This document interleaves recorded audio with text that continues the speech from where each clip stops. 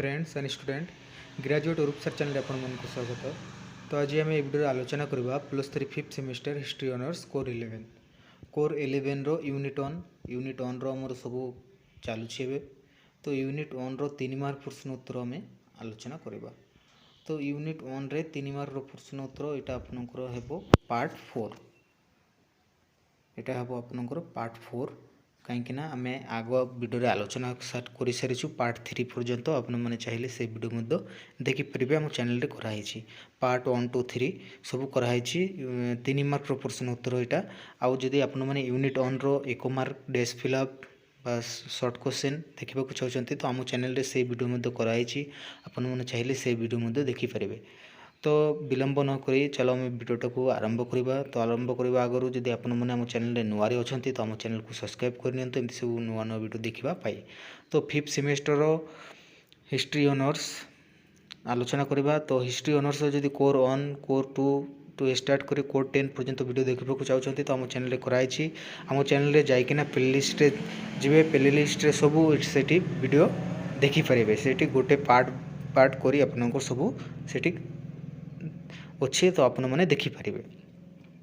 तो सब्सक्राइब करने चैनल को नुआरे थिले। तो चलो तुम आरंभ करवा पार्ट 4 आज। देखो पार्ट 4 देखा आगु आपण मैंने जब पार्ट 3 को देखी ना तो पार्ट 3 को प्लीज जाए देखी ने कहीं पार्ट 3 आपंकर 18 नंबर प्रश्न अधा उत्तर कराई अधा भी आम कंप्लीट करवा। तो देखो ये अधा आम पढ़ा अधारू सौभाग्यक्रमे यही समय फ्रांस रे आविर्भाव होते मोंटेस्क्यू वोल्टेयर और रूसों परी महान दार्शनिक मैंने जो मैंने फ्रांस रो प्रचलित अवस्था को भल भाव में हृदयगम कर निज बलिष्ठ लेखनी मध्यम निष्पेषित जनता प्राण में जलाई आशार आलोक विप्लव आरंभ करने लोकों मध्य आनी देइथिला मानसिक प्रस्तुति। एवं 19 नंबर प्रश्न देखा आम मोंटेस्क्यू उत्तर मोंटेस्क्यू थिले फ्रांस रो अन्यतम बरेण्य दार्शनिक। विभिन्न देशर शासन पद्धति विषय ज्ञान आहरण करी से दीर्घ 20 वर्ष अध्यवसाय पर 1788 मसीह प्रकाश करते आईन तात्पर्य पुस्तक। फ्रांस रो स्वेच्छाचारी शासन व्यवस्था को समालोचना करी आदर्श शासन पद्धति पाई यही पुस्तक से प्रकाश करथिले। क्षमता विकेंद्रीकरण नीति तांको मतरे प्रत्येक सरकार रही 3टी क्षमता शासन क्षमता आईन प्रणयन क्षमता और विचार विभाग क्षमता। सबु क्षमता जनक हाथ में केन्द्रीभूत हेले से स्वेच्छाचारी शासक होबार संभावना रही जमिति फ्रांस रे घटी। तेणु आदर्श शासन पाई यही 3 क्षमता भाग भाग होगा दरकार जहाँ फरासी मन में आनीथिला नूतन शासनगत चेतना। यह छड़ा फर्सियान टेलर्स पुस्तक मध्य राजदरबार और सामंत वर्गों दुर्नीति को तीव्र भाषा समालोचना करथिले मोंटेस्क्यू। 20 नंबर प्रश्न वोल्टेयर उत्तर वोल्टेयर थिले अन्यतम फरासी मनीषी जहाँ चिंता मध्य परिवर्तन पाई संकेत मिलिला बैंक विद्रूप और कौतुक द्वारा प्रथम से कालर राजा मंत्री सम्भ्रांत और जाजक मानकर एपरी वर्णना कले जे तद्वारा से प्रकृत रूप प्रकटित हो उठिला। तांको रचना माध्यम सामाजिक धार्मिक राजनैतिक दुर्नीति और अन्याय को समालोचना करी से निर्वासन दंड मध्य भोगी। इंग्लैंडर शासन व्यवस्था और सामाजिक साम्य द्वारा प्रभावित हो से प्रकाश करते लेटर्स इन इंग्लिश पुस्तक। वोल्टेयर से कालर गिर्जा और धर्मजाजकों प्रति चरम विद्रूप करथिले। गिर्जार असीम क्षमता वोल्टेयर लेखनी मुनि धूलिसात हेबाकु बसिला। से कालरे धर्मजाजकों और गिर्जार साहाय्य उपरे स्वेच्छाचारित राजतंत्र प्रतिष्ठा जाए। जाजक मानकर रूप प्रकाश फल राजतंत्र उपरे आघात आसिला। वोल्टेयर लेखनी विप्लव पाई बन्ही संचरित हेला। 21 नंबर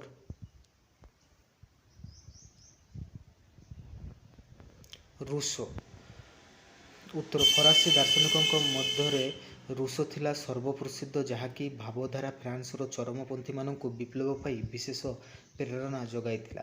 से 1761 मसीह तांकर प्रकाशित पुस्तक सामाजिक चुक्ति रे लिखिथिले मनीष मुक्त भाव जनलाभ कले प्रत्येक क्षेत्र से श्रृंखला द्वारा बेष्टित। ତାଙ୍କ ମତରେ ଶାସକ ଓ ଶାସିତ ଏକ ଚୁକ୍ତିରେ ଆବଦ୍ଧ ଯାହାର ଆଧାର ହେଲା ସାମୂହିକ ଇଚ୍ଛା। ତେଣୁ ଶାସକ ଭଲ ଶାସନ ଦେବାକୁ ପ୍ରତିଶ୍ରୁତିବଦ୍ଧ। ଯଦି ଶାସକ ଏହି ଉଦ୍ଦେଶ୍ୟରେ ବିଫଳ ହୁଏ ତେବେ ଶାସିତମାନେ ନିଜ ଅଧିକାର ବଳରେ ତାଙ୍କୁ ବହିଷ୍କାର କରିପାରିବେ। ଏହାର ଅର୍ଥ ପରୋକ୍ଷରେ ରୁଷ ଫରାସୀମାନଙ୍କୁ ରାଜତନ୍ତ୍ର ଉତ୍ପାଦନ କରିବାକୁ ଆହ୍ୱାନ ଦେଇଥିଲେ। ଫରାସୀ ବିପ୍ଳବର ମୂଳମନ୍ତ୍ର ସାମ୍ୟ, ମୁକ୍ତି ଓ ଭ୍ରାତୃତ୍ୱର ସେ ଥିଲା ପ୍ରବକ୍ତା। ଏହାଛଡ଼ା ରୁଷଙ୍କର ଅସମତାର ସୃଷ୍ଟି ତଥ୍ୟ ଥିଲା ସାମାଜିକ ଅନ୍ୟାୟ ଓ ବୈଷମ୍ୟ ବିରୁଦ୍ଧରେ ଅନ୍ୟ ଏକ ପୁସ୍ତକ। ତ ଯଦି ଆପଣମାନେ ଆମ ଚ୍ୟାନେଲରେ ଏବେ ବି ଭିଡ଼ିଓ ଦେଖୁଛନ୍ତି ତ ଚ୍ୟାନେଲକୁ ପ୍ଲିଜ୍ ସବସ୍କ୍ରାଇବ୍ କରିନିଅନ୍ତୁ ଆଉ ଭିଡ଼ିଓଟାକୁ ପସନ୍ଦ ହେଲେ ଲାଇକ୍ କରିଦିଅନ୍ତୁ। ଏବେ 22 ନମ୍ବର ପ୍ରଶ୍ନ। 22 ନମ୍ବର ପ୍ରଶ୍ନ, ବିଶ୍ୱକୋଷ ଲେଖନୀ ଗୋଷ୍ଠୀ।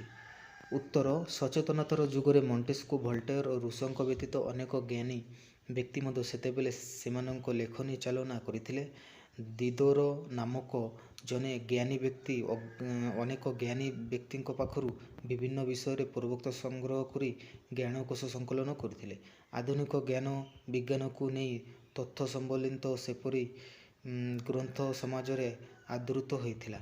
ଲୋକମାନେ ସେସବୁ ପାଠ କରି ନୂତନତ୍ୱ ଦ୍ୱାରା ଅନୁପ୍ରାଣିତ ହେଲେ। ପ୍ରଚଳିତ ସମାଜ, ଧର୍ମ ଓ ଶାସନ କ୍ଷେତ୍ରରେ ପରିବର୍ତ୍ତନ ପାଇ ସେମାନେ ବ୍ୟାକୁଳ ହୋଇଉଠିଲେ। ଆଲେକ୍ସାଣ୍ଡର କେସେନେ, ହେଲଭେସିଆସ୍ ଓ ହୋଲବାକ୍ ପ୍ରଭୃତି ପଣ୍ଡିତମାନଙ୍କ ଲେଖା ଲୋକଙ୍କ ମନରେ ଆଲୋଡ଼ନ ସୃଷ୍ଟି କରିଥିଲା। ଗ୍ରନ୍ଥଗୁଡ଼ିକୁ ଯେଉଁମାନେ ପ୍ରବନ୍ଧ ଦାନ କରିଥିଲେ ସେମାନେ ବିଶ୍ୱକୋଷ ଲେଖନୀ ଗୋଷ୍ଠୀ ନାମରେ କଥିତ ହେଲେ। ଏବେ ଆଲୋଚନା କରିବା 23 ନମ୍ବର, ଫିଜିଓକ୍ରାଟ୍। ଉତ୍ତର, ଫ୍ରାନ୍ସରେ ଏକ ଚିନ୍ତାଶୀଳ ଗୋଷ୍ଠୀ ଭାବେ ପ୍ରସିଦ୍ଧି ଲାଭ କରିଥିଲେ ଅର୍ଥନୀତିଜ୍ଞ ଓ ଫିଜିଓକ୍ରାଟ୍ ମାନେ। ଫ୍ରାଙ୍କୋୟ କେସେନେ ଥିଲେ ଏହି ଗୋଷ୍ଠୀର ଜଣେ ପ୍ରଧାନ ପ୍ରବକ୍ତା। ସେମାନେ ମୁକ୍ତ ବାଣିଜ୍ୟ ନୀତିର ପ୍ରବକ୍ତା ଥିଲେ।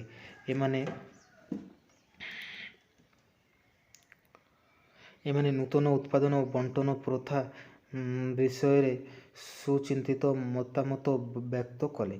ମନୁଷ୍ୟର ଅର୍ଥନୈତିକ ସ୍ୱାଧୀନତା ଦ୍ୱାରା କିପରି ରାଷ୍ଟ୍ରର ଧନ ବୃଦ୍ଧି ଘଟିପାରେ ସେ ବିଷୟରେ ବିଶଦ ବିଶ୍ଳେଷଣ କରାଗଲା। ଫରାସୀ ମଧ୍ୟବିତ୍ତ ସମ୍ପ୍ରଦାୟ ଉପରେ ଏହି ଗୋଷ୍ଠୀ ଯଥେଷ୍ଟ ପ୍ରଭାବ ପଡ଼ିଲା। ପ୍ରଚଳିତ ଅର୍ଥନୈତିକ ବ୍ୟବସ୍ଥାମାନ ଧ୍ୱଂସ ପାଇଲେ ମନୁଷ୍ୟର ଆର୍ଥିକ ଅବସ୍ଥାରେ ପ୍ରଭୂତ ଉନ୍ନତି ଘଟିବ ବୋଲି ଦେଶବାସୀଙ୍କ ଧାରଣା ହେଲା। 24 ନମ୍ବର, ଅଷ୍ଟାଦଶ ଶତାବ୍ଦୀରେ ଫ୍ରାନ୍ସର ସାମାଜିକ ବୈଷମ୍ୟ। ତ ଉତ୍ତର, ଫରାସୀ ବିପ୍ଳବ ପାଇଁ ସ୍ୱେଚ୍ଛାଚାରୀ ରାଜତନ୍ତ୍ର ଅପେକ୍ଷା ସାମାଜିକ ବୈଷମ୍ୟ ଅଧିକ ପରିମାଣରେ ଦାୟୀ ବୋଲି କୁହାଯାଇଥାଏ। ଜନ୍ମ, ପଦବୀ, ଧନ ଉପରେ ଭିତ୍ତି କରି ଫରାସୀ ସମାଜ ମୁଖ୍ୟତଃ ଦୁଇଟି ଶ୍ରେଣୀରେ ବିଭକ୍ତ ହୋଇଥିଲା, ଯଥା ସୁବିଧା ଓ ସୁଯୋଗ ଉପଭୋଗ କରୁଥିବା ଉଚ୍ଚ ଶ୍ରେଣୀ ଓ ଅନ୍ୟଟି ଥିଲା ଏଥିରୁ ବଞ୍ଚିତ ହୋଇଥିବା ଅବହେଳିତ, ଶୋଷିତ ଓ ନିର୍ଯାତିତ ନିମ୍ନ ଶ୍ରେଣୀ। ଧର୍ମଯାଜକ ଓ ସମ୍ଭ୍ରାନ୍ତ ଗୋଷ୍ଠୀ ଉଚ୍ଚ ଶ୍ରେଣୀର ଅନ୍ତର୍ଗତ ହୋଇଥିଲେ।